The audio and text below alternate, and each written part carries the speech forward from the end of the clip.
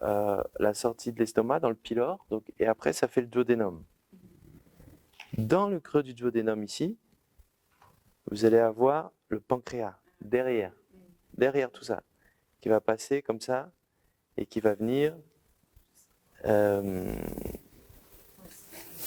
niveau qui est ici, la rate que vous avez ici. Ok, qui va avoir un peu ce trajet-là. Et donc, on a parlé de la rate, et puis vous avez le foie, grosso modo, qui est ici, sous les côtes. Là, vous avez les côtes, le cage thoracique, le foie, il va être là, et il va venir comme ça, si vous voulez, jusqu'à peu près ici, quoi. Ok, alors, comme ça. Le foie, puis après, vous avez la vésicule biliaire.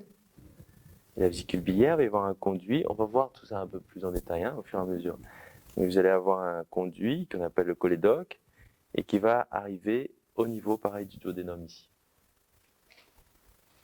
Ok, donc, sortie de l'estomac, le pylore, ça fait le duodénum en U, qui a il est en 3D, hein, il plonge, il revient, et c'est un organe un peu compliqué, il sort du péritoine, il revient, péritoine, et il revient ici.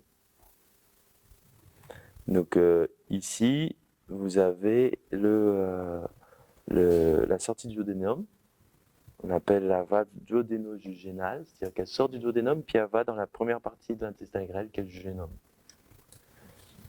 Et donc, l'intestin grêle, il est attaché, si vous voulez, tous les tuyaux, ils sont attachés, comme on a vu sur l'image tout à l'heure, ils sont attachés sur une ligne comme ça, faciale, qui va de la valve duodéno-jugénale à la valve iléocécale. Ok. Et donc ça fait comme une ligne en profondeur faciale un peu plus épaisse qui attache tous les tuyaux entre eux.